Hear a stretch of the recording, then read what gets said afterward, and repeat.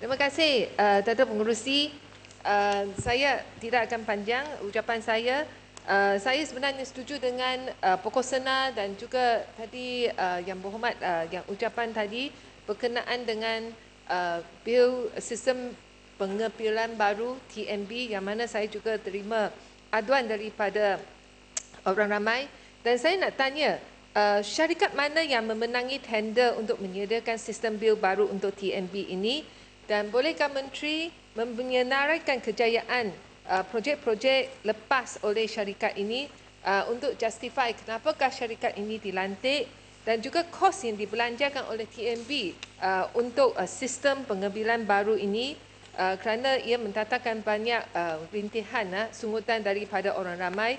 Dan kenapakah TMB tidak melancarkan satu kempen penerangan yang menyeluruh kepada orang ramai, khususnya mereka yang duduk di luar bandar, kerana ramai tidak sedia tentang sistem baru ini dan tidak jelas, dan mereka yang sentiasa mengadu ke pejabat wakil rakyat. Datuk Pengerusi, saya nak juga sentuh sedikit tentang 3200 Sabah Electricity Sendirian Berhad, kerana apa yang disebutkan oleh Yang Berhormat Putatan tadi yang kata tentang air di Sabah itu macam coklat dan menteri adalah dari negeri Sabah.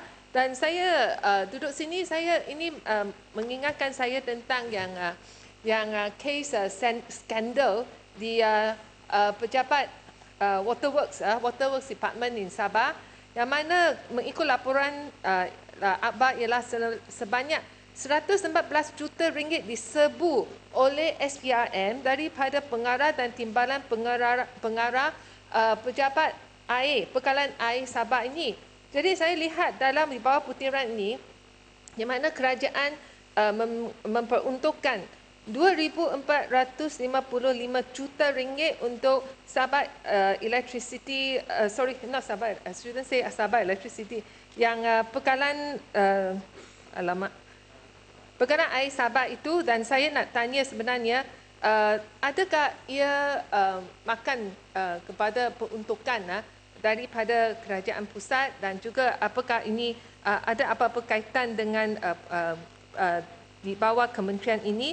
Dan saya juga ingin tanya tentang perkhidmatan pempotongan di bawah putiran 040000, di mana banyak projek saya nak menghargailah yang penambahbaikan pempotongan ini diadakan.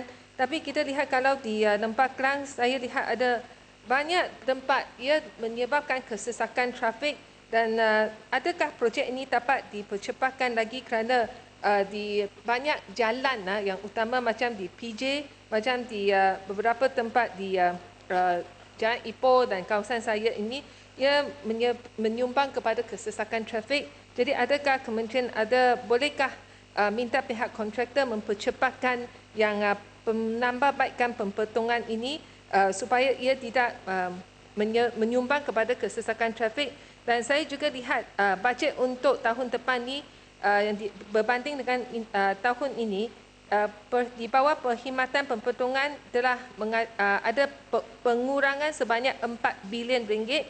Jadi adakah yang pengurangan peruntukan ini akan menjejaskan ataupun akan menyebabkan kerja penambahbaikan pempotongan ini dilampaukan lagi? Sekian, terima kasih. Ya, tak sampai 5